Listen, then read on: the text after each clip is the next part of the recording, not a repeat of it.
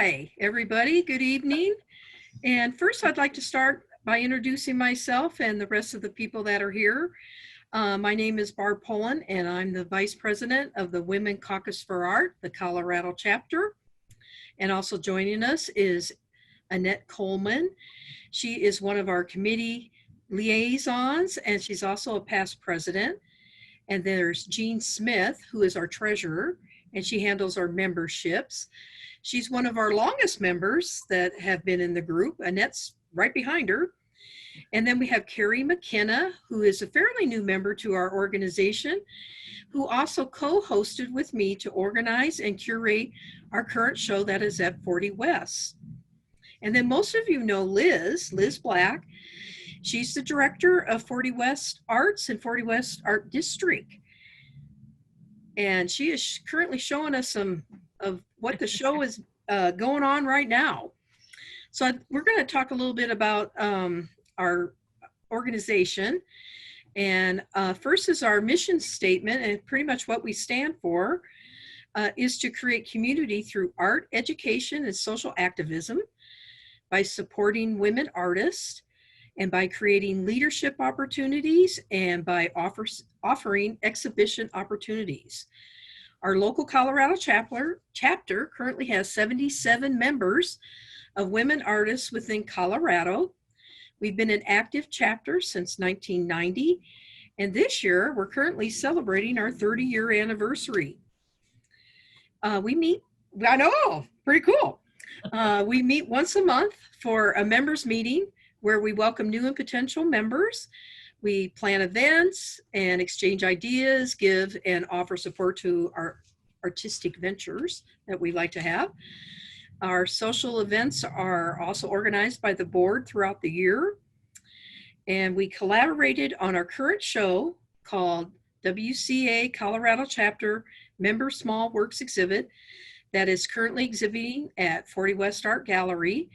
And it opens tonight, 6 to 9, and it will be up until September 26th. If you can't make tonight, you also can come anytime, Wednesday through Saturday, 12 to 4. So I thought I'd turn it over to Liz. She has some questions that we're going to start with to, like the history of women in the arts. So. Do you want me to talk about that? Yes, Jean, you can go up next. It's going to be, Jean Smith is going to talk about that. Okay. The membership, I'm talking about the membership, is open to all women artists and to men of consciousness about equality in the arts and for recognizing the talents and efforts of women artists.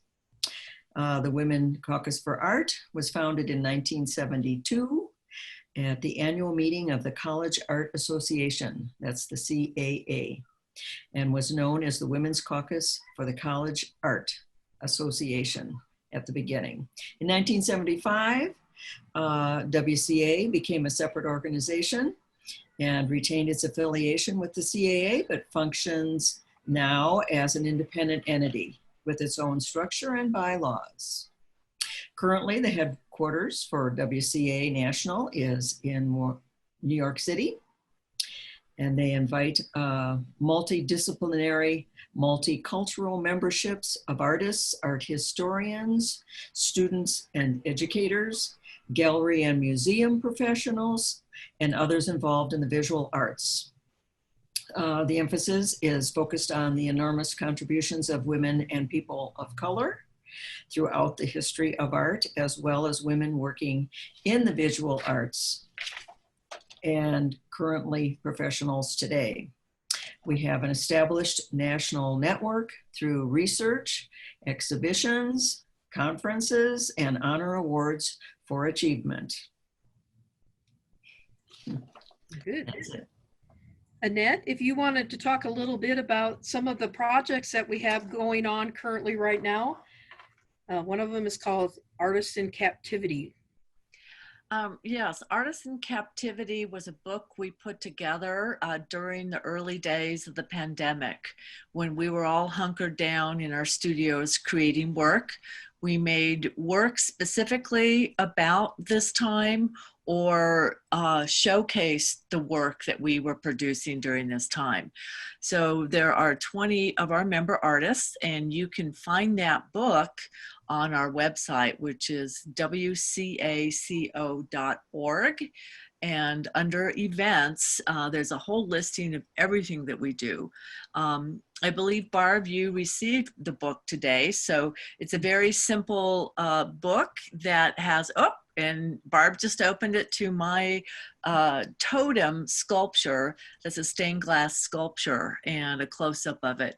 And then there's an artist statement by each one of the artists. And there we have Carrie McKenna's work and her artist statement.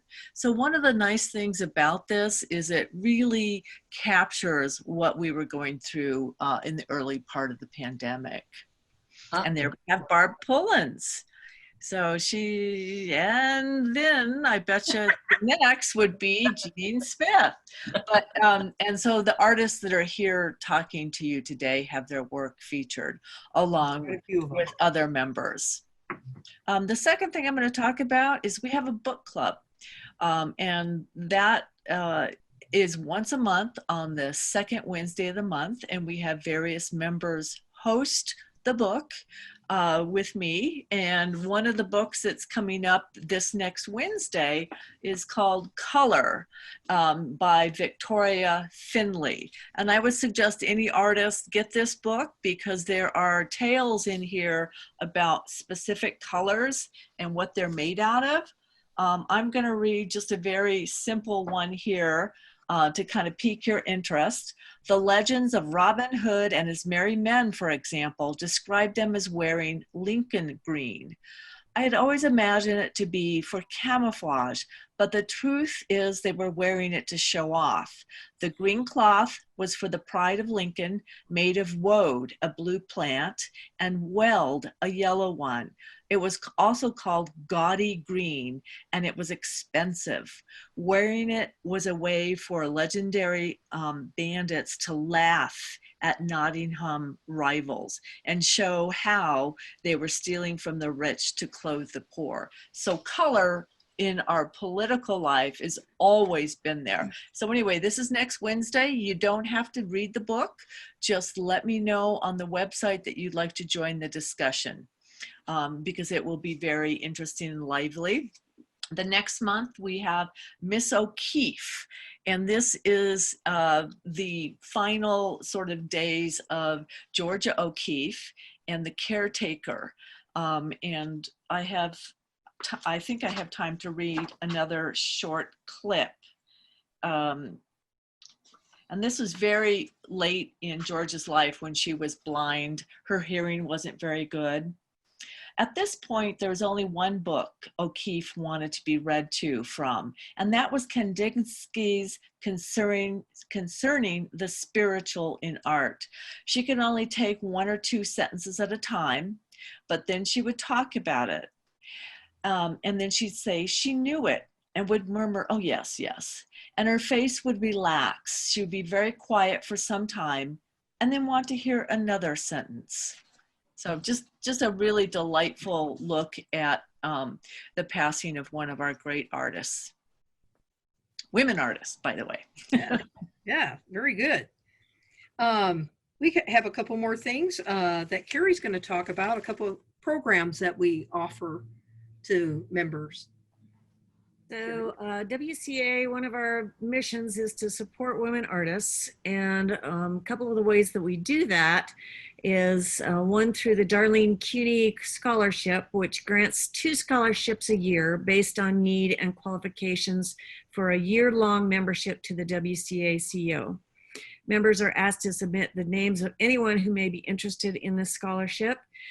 This was founded just a couple of years ago at the passing of one of our longtime members, Darlene Cuny, and with the support of her daughter, who is also a member, Stephanie Cuny. And so we're pleased to offer that to potential members who don't necessarily have the funds to actually commit to a membership themselves. Then we also have an Artist in Need program, and it's for members in need of art supplies during challenging times, especially in times like this year when people have been laid off and there has been a shortage of cash flow among quite a few people. $50 gift card is given to their preferred local art supplier, such as Gyrie's, Meiningers, Michaels, etc. And people just have to apply for that as well. And then we discuss it and offer those gift cards. Great. Jean, if you'd like to mention, we have another show coming up and talk about that. We do. We have a call for entry for a show called Old Myths, New Stories. And it's based on women's experiences through the years, starting with the 19th Amendment, the passing of the 19th Amendment, which gave women the power to vote. Was that, oh, we're waving. Anyway, but it's a call for entry, and it has, your art needs to have something to do with women. And gee, just because we're women, it's going to have something to do with it, isn't it? So if you want to enter the show, you can go to the cafe site. That's capital C, a small a, capital F, capital E, and they are the place that has the call for entry. It's or you can check with our website, wcaco.org. And it's $25 for up to 2 pieces. The final date to enter is September 23rd. So start thinking about it. And if you need to join the group, we can make a little arrangement so that you can join it. You can enter the show by paying your entry fee, and then on October 1st you can join the group and have the membership for the rest of this year and all next year as well. So Great. Thank you. Great. Liz, I think you have some questions for us. Yeah. Hopefully, can you all hear me okay? Even with Yes. my, I'm in the gallery, so I'm making sure to stay safe. So I had just a couple of statistics that I wanted to share to just show our audience why a group like yours is so critical and so important to the artistic movement. And then we had a couple of questions for you. So first, I found this in the website for the National Museum of Women in the Arts. A data analysis of 18 major US art museums found that their collections are 87% male and 85% white, which I just found really astounding. And then this was really interesting as well. At the Art Basel fairs, Basel, Miami, and Hong Kong, women made up less than a quarter of the artists on view over the past 4 years. So those statistics really show us why we need more representation of women in the arts. So thank you all for all of the work that you do to bring that to light. And then we just had a couple of questions for you. So one, I'd just love to hear from you. Who is one of your favorite female artists, either historically or someone that's working in the field today, and why?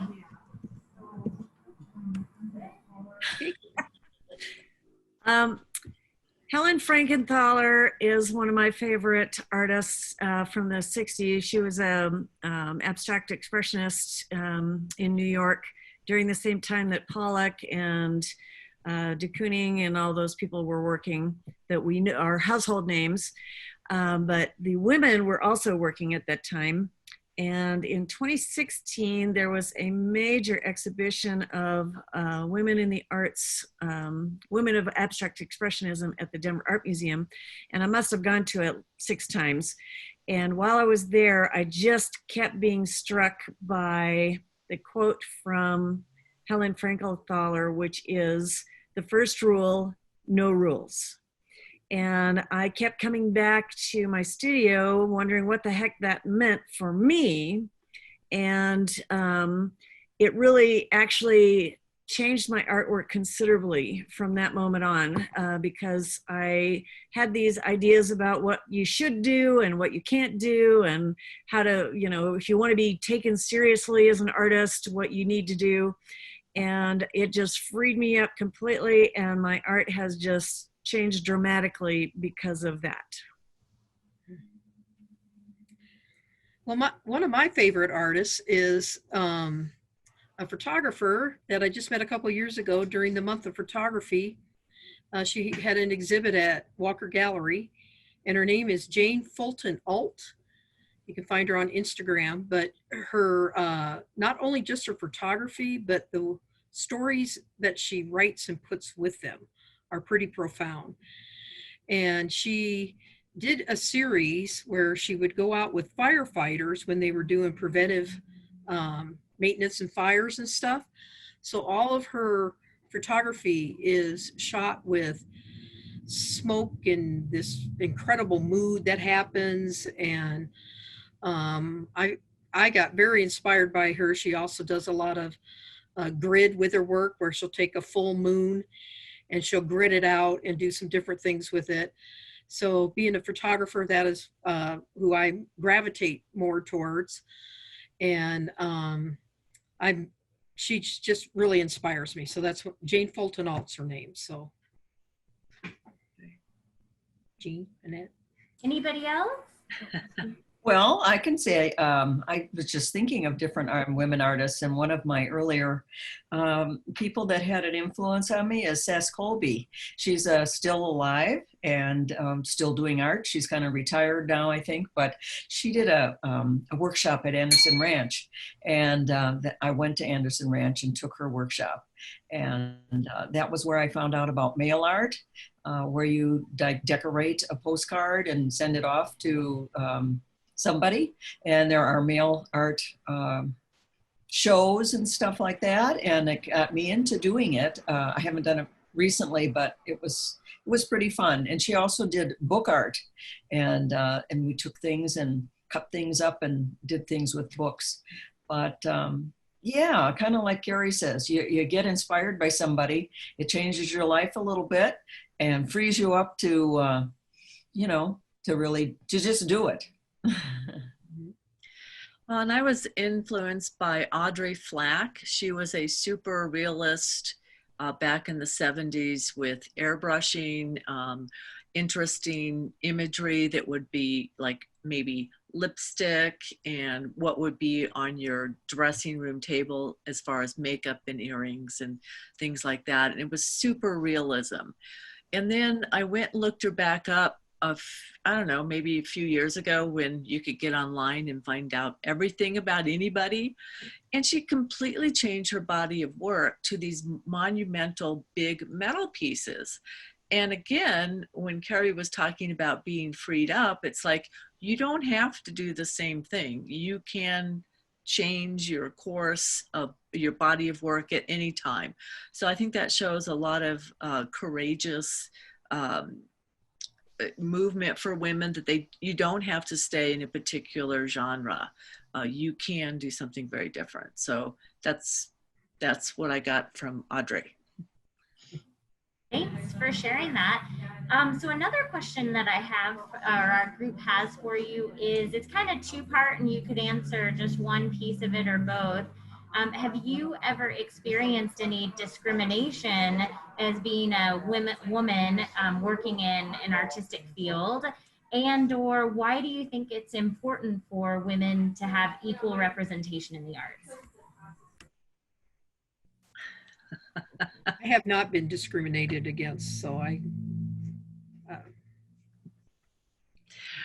know. You're probably not quite old enough, Barb. Oh, cool. Remember the 70s. He's my age, so And how could we not be discriminated against when you look at the numbers that Liz brought up?